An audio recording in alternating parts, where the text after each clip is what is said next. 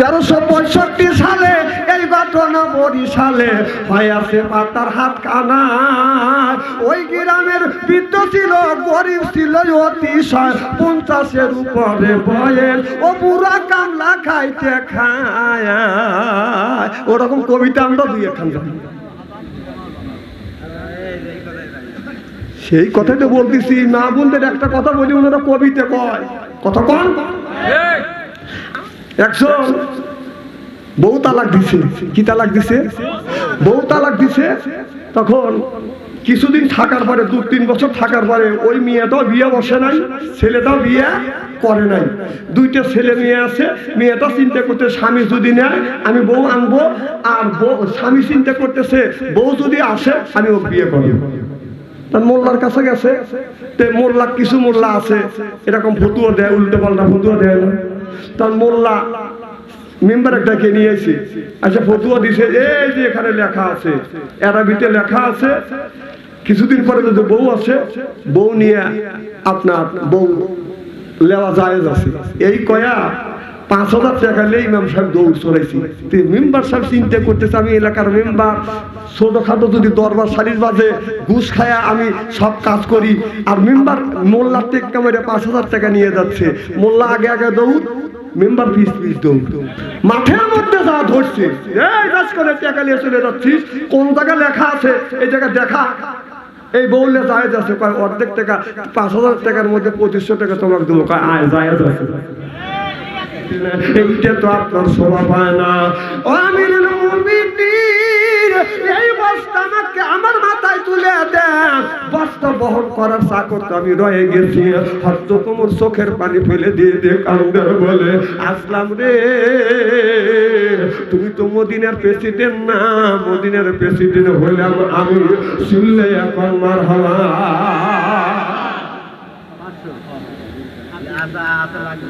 কথা বলা যাবে না তো, খুব খারাপ লাগতেছে। নারায়ে তাকবীর। এখন মাইক ভালো হওয়া যায় নাই। নারায়ে তাকবীর। আলহামদুলিল্লাহ। কি যেন বলতেছিলাম?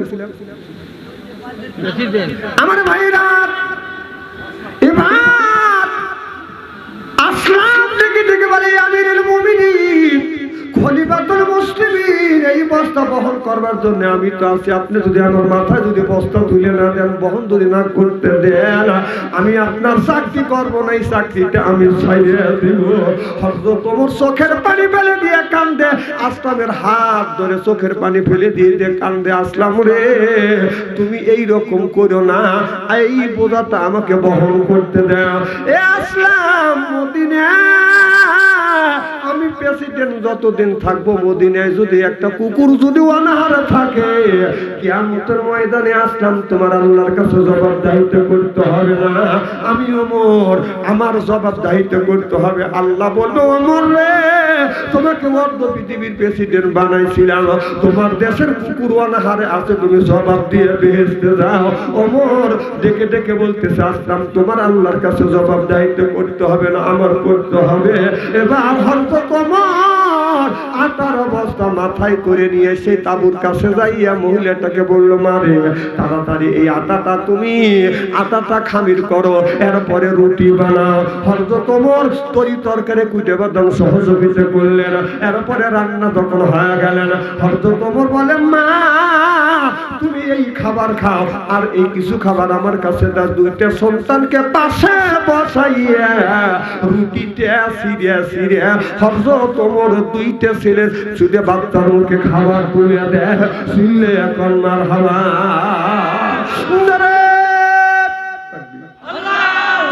আমাদের দেশের প্রেসিডেন্ট তো দূরের কথা, এমপি তো দূরের কথা, চেয়ারম্যান তো দূরের কথা, একটা মেম্বারও এই ধরনের কাজ করে।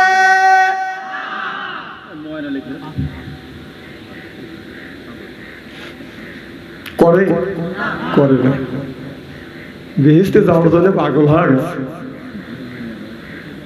ইলেকশন আসলে তার আগে ওয়াদা দেয় যে 5 মাইলের রাস্তা করে দেবো, প্রত্যেকটা বাড়ি বাড়ি ল্যান্ডিং দেবো, টিউবওয়েল দেবো। কয়রা গ্রামের মানুষ চিন্তা করে, তাহলে তো আমার এই রাস্তা পাকা করে দিবে। যে রাস্তা দিয়ে গাড়ি সাইকেল নিয়ে আসা যায় না, কথা কয় না রে, সাইকেল নিয়ে আসা যায় না, সেই রাস্তা পাকা করবে। প্রত্যেকবারই টিউবওয়েল দিবে, ল্যাট্রিন দিবে। ইলেকশনে ভোট নিয়ে জয়যুক্ত হয়ে রাস্তার 5 মাইলে রাস্তা খায়, খোয়া খায়, বাড়ির টিউবওয়েল খায়, ল্যাট্রিন পর্যন্ত খায়। বুঝে না, বুঝে আছে না না? তারপরে আবার 5 বছর শেষ হইতে হইতে যদি বলা যায় যে 5 বছর তো শেষের দিক, আপনি এখনো আমাদের রাস্তা করে দিলেন না, প্রত্যেকটা বাড়ি টিউবওয়েল দিলেন, টিউবওয়েল দিলেন না, ল্যাট্রিনে দিলেন না, তখন হ্যালো করে, হ্যালো খালু আসেন তো দেখেন কি কয়, কথা কয়। তাহলে তারা হলো প্রেসিডেন্ট আর আমাদের মেম্বার। অর্ধ পৃথিবীর প্রেসিডেন্টের চাইতে আমাদের দেশের মেম্বারের ক্ষমতা বেশি, কথা কন না কেন? একজন বউ তালাক দিছে, কি তালাক দিছে? বউ তালাক দিছে। তখন কিছুদিন থাকার পরে, 2-3 বছর থাকার পরে ওই মেয়েটাও বিয়ে বসে নাই, ছেলেটাও বিয়ে করে নাই। 2টা ছেলে মেয়ে আছে। মেয়েটা চিন্তা করতে, স্বামী যদি নেয় আমি বউ আনবো, আর স্বামী চিন্তা করতেছে বউ যদি আসে আমি ওকে বিয়ে করবো।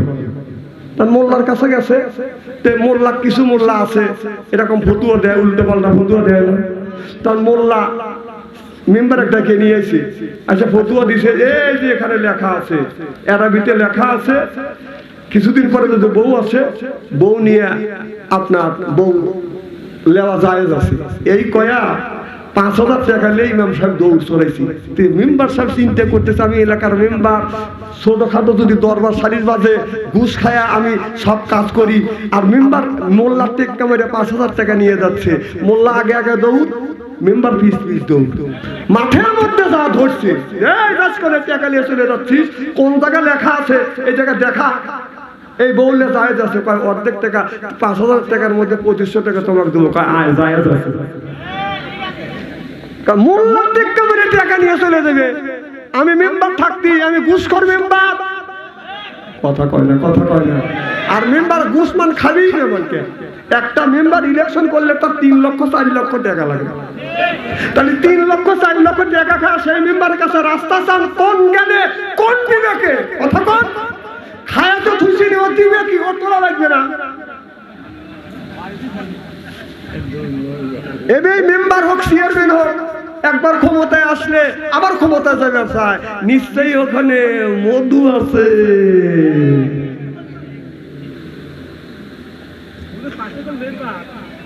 আপনি মেম্বার রানী মেম্বার না মরা মেম্বার? আলহামদুলিল্লাহ। আপনি আমার সাথে রাগ করতেছেন নাকি? রাগ করি নেই, এটা হলো আশীর্বাদ। হ্যাঁ, এটা আশীর্বাদ। আচ্ছা শোনেন, ইদানিং কিন্তু আমার বদনাম হয়ে গেছে। বলবো কি, এই বদনামটা হচ্ছে হলো আমার মাহফিলে আইসা যারা জমে তারা কিন্তু বেশি দিন বাঁচে না। আমার মাহফিলে এসে শুনবেন আর ওই লোকটা মারা যাবে, আর মেম্বারের কাছে অবজেকশন দিবেন যে বাচ্চা অঞ্চলে কানছিলেন আর এই বিচারে জালসায় লোকটা জুমছিল, লোকটা মারা গেল, এই দায় এর বার এর দায় কিন্তু আমার উপরে চাপাইতে পারবেন না, মেম্বারে ধরতে পারবেন। জমেন আর যাই করেন হিসেব নিকেশ করে জমেন, জুমবেন তো মরবেন। কে জুমতেছেন আমি চিনি না, কি কানা বক্তা আনছেন নাকি? আমাদের এলাকায় অন্ধ মানুষে কানা কয়, আপনাদের এলাকা কি কয়? কথা কয় না, কি কয়? কানা কয়। ওই কানা আবার রাত 10টার সময় হারিকেন লাগা যাচ্ছে, দেখা হয়েছে মেম্বারের সাথে বিচার করে আসতেছে, মেম্বারকে বাপরে কানা তোর আবার ফুটনি, তো দিনইকার রাইতে কি? অন্ধকার রাতকে তুই হারিকেন লাগাচ্ছিস, তো দিন রাত কি বুঝিস? তখন কানা বলতেছে মেম্বার সাহেব আমি আমার জন্য হারিকেন লাগানি, আমি আপনার জন্য হারিকেন লাগাচ্ছি, অন্ধকার আসে দেন আপনি আমার পেটে বাড়ানো দেন। তুমি শুনবে আর আমি ওই অন্ধ বক্তার মতো ওয়াজ করবো কানে হাত দেয়া, ননে বা তোমাকে শুনতে দেবো না। আমি যে শুনতেছেন এত এখনো সতর্ক হন, আমি কিন্তু দেখতেছি।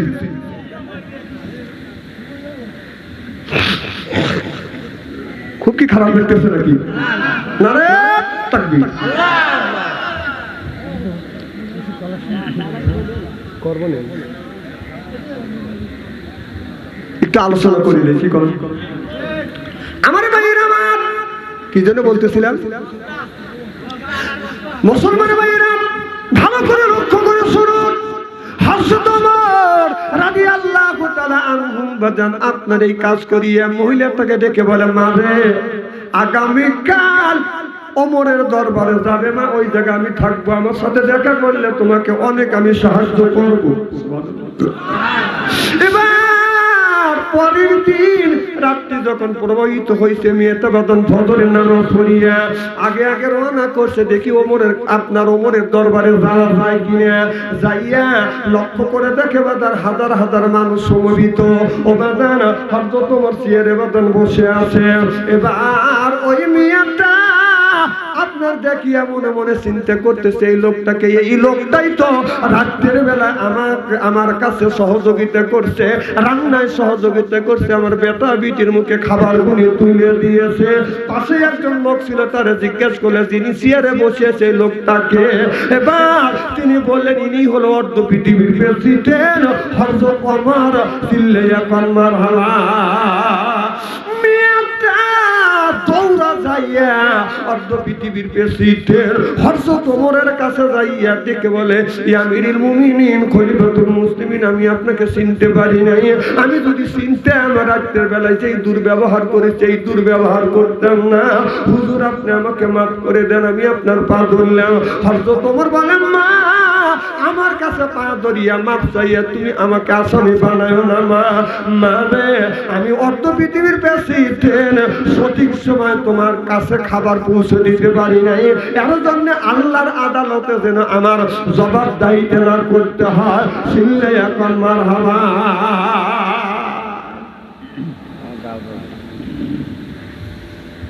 আমার ঈশান নামাজ পড়িয়ে বাড়িতে যায় না, গ্রামের মধ্যে ঢোকে, গ্রামের হাল হকিকত জানে। কথা কি বুঝতেছেন? রাত 1টা পরে হযরত ওমর এই খবর নিয়ে রাত 1টা পরে বাজান তার বিবি ঘরের দরজার কাছে জানাক করলেন, আব্দুল্লাহর মা একটা যখন ডাক দিছে অমনি দরজা খুলে দিছে। সুবহানাল্লাহ। আমার বলে, বিবি রে, আমি একটা ডাক দিলাম আর তুমি দরজা খুলে দিলে। হযরত ওমর 1টার সময় যখন বাড়িতে আসছে, একটা ডাকের বেশি 2টা ডাক দিতে হয় না। আর আমাদের ঘরে জোসনা গুনি শুয়ে আছে, স্বামী বাইরে গেছে, আরামে ঘুম পাড়তেছে। এসে কয়রা বাজার থেকে এসে ডাকবেন, ও জোসনা, খবর নাই, ও জোসনা, খবর নাই, ও জোসনা। আছে না? আপনাদের এলাকায় আছে তো? মিল আছে। কিচ্ছু বলা যায় না। উনি যদি শুয়ে থাকে, স্বামী যদি এসে এই যে ডাকাডাকি করলাম, তুমি ঘুম থেকে উঠলে না, তুমি আমারই গমি তোমার চোখে পড়ছে।